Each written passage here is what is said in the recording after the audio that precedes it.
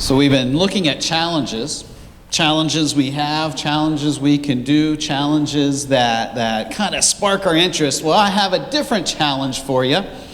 So I'm going to put some directions on the screen. So just bear with me. It's a good challenge.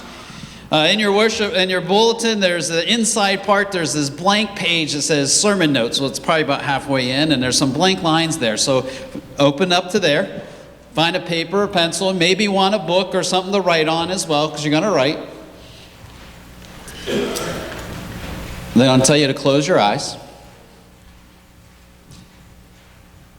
And as you close your eyes, I want you to write the words, "I love you," and then keep your eyes closed, draw a heart. We'll see how well you do. No cheating, keep your eyes closed.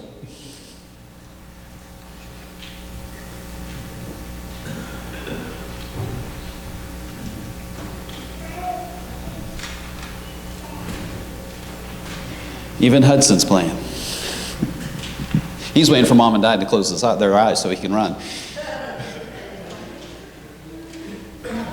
All right, so everyone's got done? Here, let me show you how I did. This is what I did.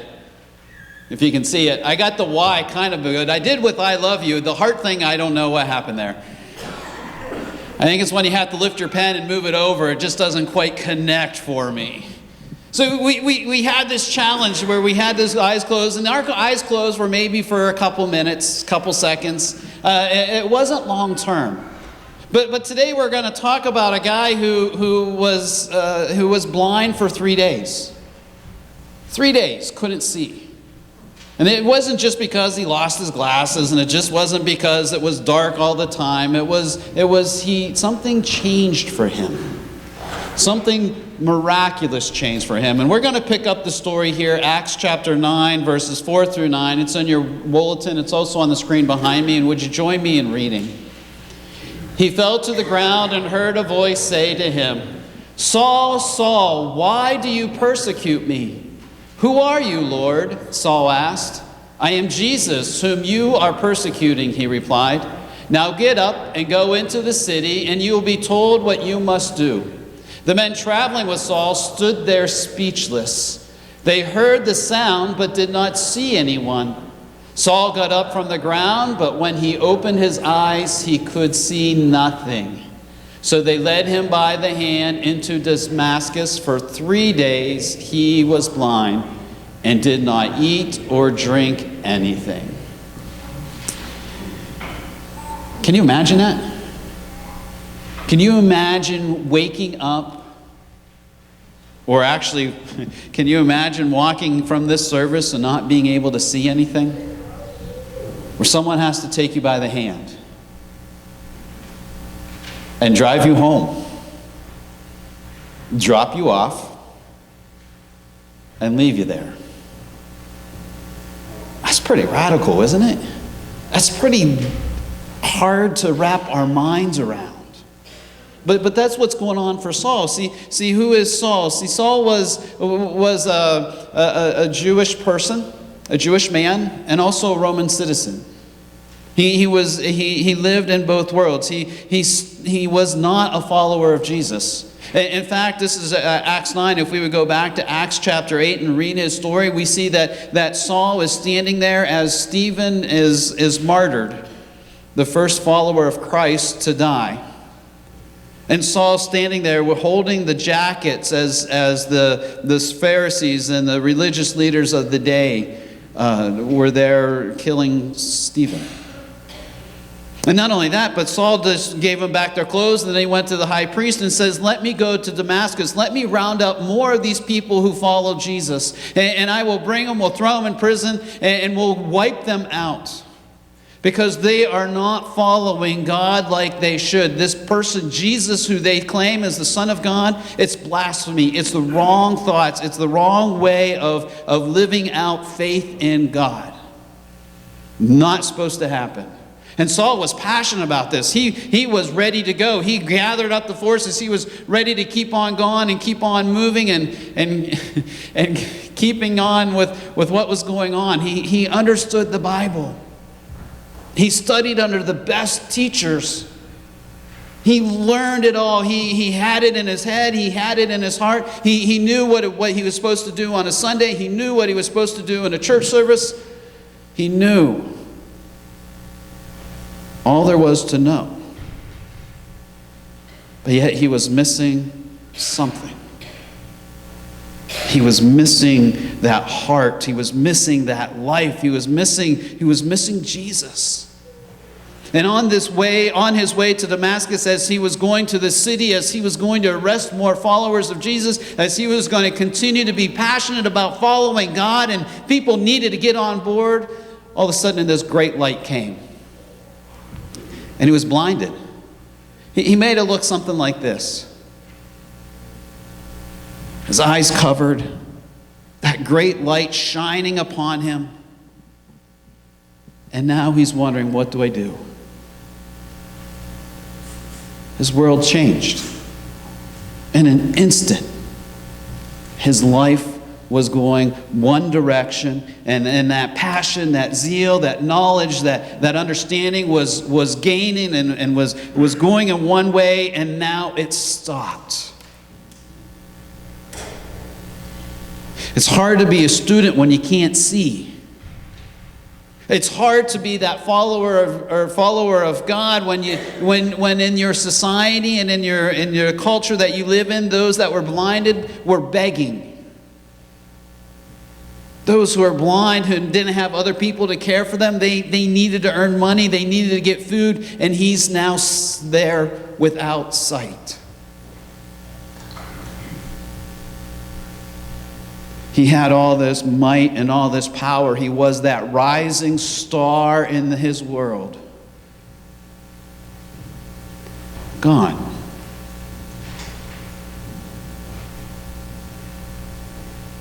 We've been there. We've been there. We've been in that place where everything was going the way it should. The world was going in the right direction, and we're on fire. We're passionate about what's going on. We're enjoying our family. We're enjoying our work. We have this knowledge. We have this understanding. And then all of a sudden, something happens. It comes crashing down around us. We don't understand. It's like this bright light is shining in our eyes, and we have no idea. If you want that experience, just come up here for a minute.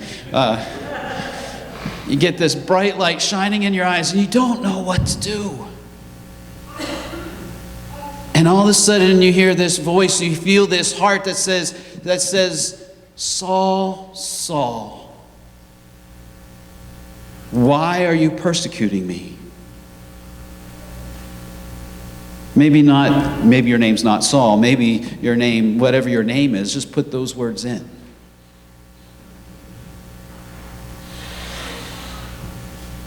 Put that name in that place. Why are you persecuting me? Why are you not following me? Why are you running away?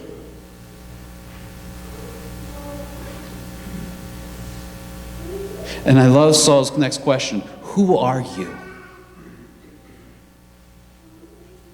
And just that moment, who are you? Saul's got some thoughts running through his head, his thoughts that are continuing to go with him as he's there for those 3 days, and he's wondering, who is this? And Jesus is saying to him, yes, I know you. And Saul's wondering, is this a nightmare? Am I going to wake up and open my eyes and I'm going to see again? It's just a bad dream. Or is this Jesus that I'm persecuting, this Jesus who called to me, this Jesus who spoke to me, is he real? This movement that he has within me. We understand that. We've been there. We've been there. Jesus calls to us. Jesus speaks to us. And we might not be blind for 3 days. We may not have the great light. We may not have that burning bush experience. We may not have this face-to-face with the risen Lord. But we have this moment When Jesus becomes real becomes real to us, this experience where our eyes are opened, our heart is wide open, and our mind begins to understand, and we are in that same boat questioning, what am I to do? What does Jesus want with me? What can I offer him? What can I give? If this Jesus is real, if I'm really going to follow him, if I'm really going to put him first in my life, am I really going to make him over everything? What does he want from me? I mean, who am I? For 3 days, Saul's wondering, what can I give to this Jesus? What can I give to this one who's speaking to me? I didn't see him grow up. I didn't see him die on the cross. Wasn't there and met him face to face like the other 11. I know who they are because I can see it in their eyes, and I can arrest them because I can hear it in their voices. I can see what they're teaching. I know that what they're doing isn't right. Or is it? I can give him all of myself. I can give him my ability, and I don't know what that ability is anymore. Remember, Saul was going to he could have been the next high priest. He could have been the next leader of the religious life of the Jewish world. But not anymore.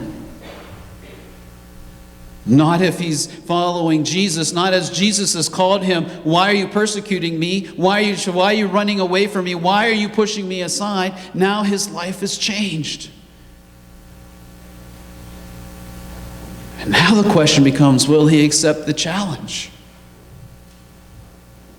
Jesus wants all of him. Jesus wants that ability. He wants that passion. He wants that zeal. He wants that knowledge. He wants that understanding. He wants Saul to go into the world and begin to share who Jesus is, and to live a life that speaks volumes and volumes. But Saul still has his moments of doubt, just like we do. We have that moment. What can I offer? I live in a small community, the suburbs of Duke Center. I live in a small community where not much happens. I don't have enough money to fund everything. I don't have this ability to speak in front of crowds. I don't have a job that puts me in the forefront. In fact, my job puts me in the back. I'm retired. My daily routine, I get up, I go exercise, I come back. I talk to my family, I meet with my friends. What can I offer?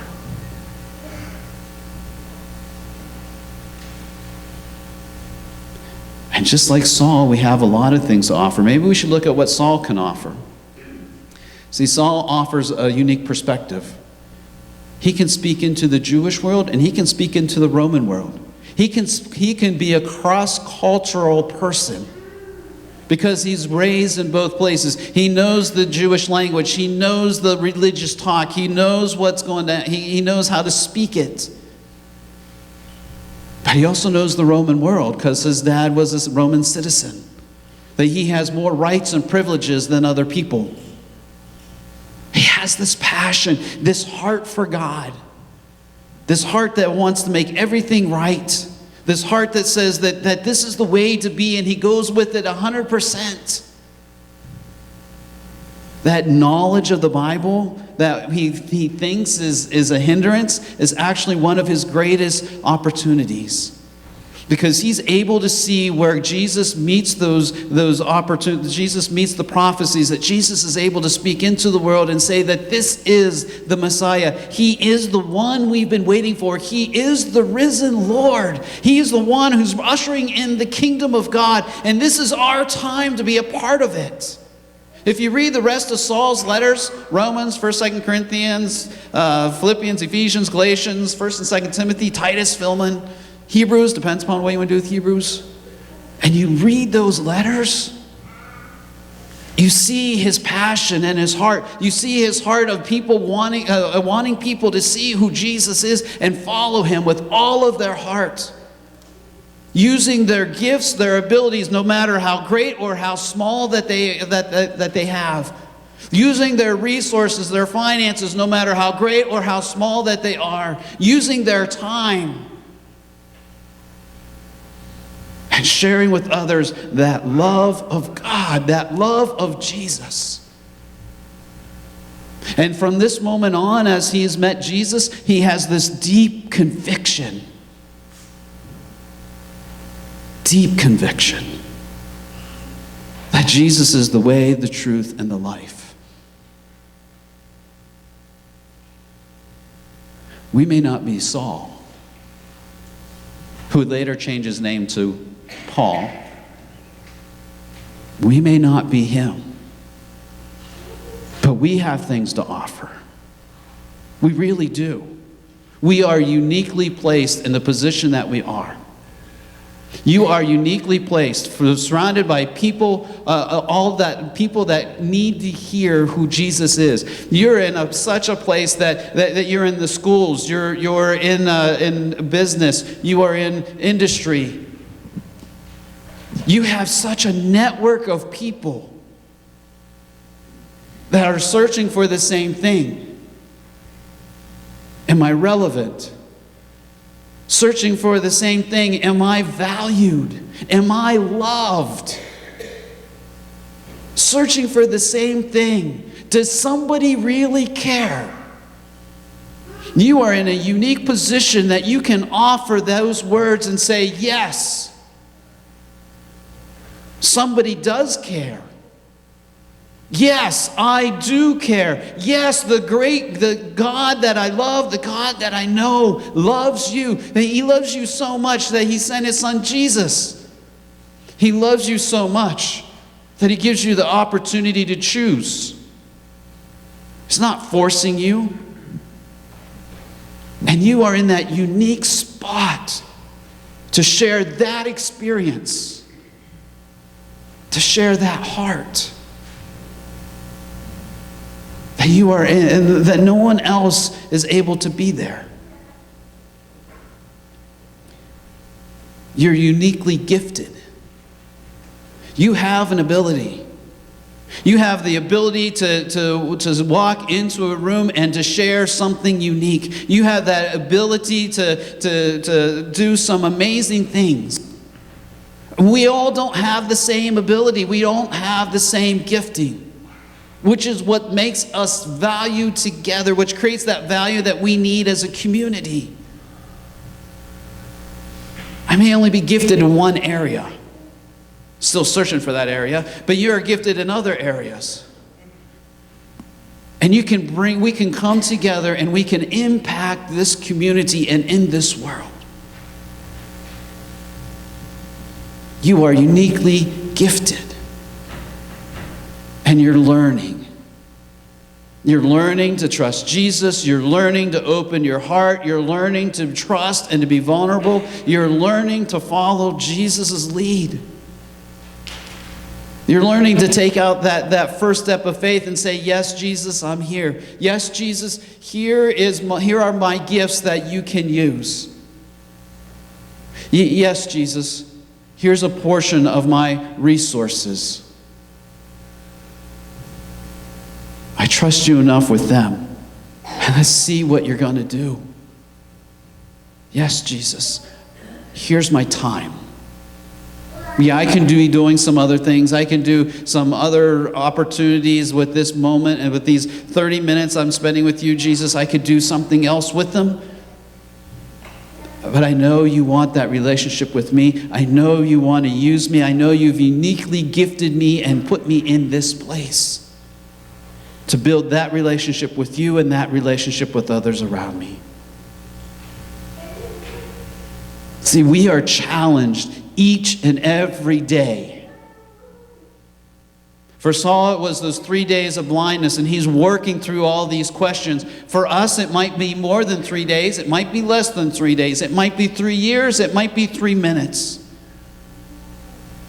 But we're working through that same question. When we're coming to that same end, we're still being challenged. Are we going to follow Jesus? Are we going to give him our time? Are we going to give him our abilities and our gifts? Are we going to give him our treasures, our resources?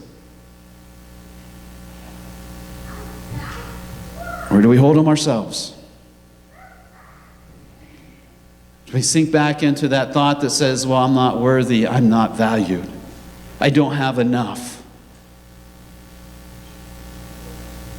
I believe it was John Wesley who gave us this quote. He says that you know, if give me a man, give me a person, I'll use the word person instead of man, but give me a person that's on fire, or give me a person that's wholly convicted of God, and you'll see that person on fire, and the world will come and see him burn. That fire may not be a literal fire, but you see a person who's on fire for God. You see a person who's deeply convicted. You see a person who's using the resources God has given them for God's glory. And people will come and see. And they may not have a lot of resources. They may have very few. But what they do have, they give to God. Are you accepting this challenge that Jesus is giving you? You may not have the bright light moment. You may not have the 3 days of being led by your hand to a place that you don't even know. But you've been given this challenge. This challenge of saying, Jesus, here I am. All of me. My heart, my mind, my soul, my strength. Jesus, I give to you my time, my abilities, and my resources. Use them for your glory. Use them for your kingdom. And start with me today.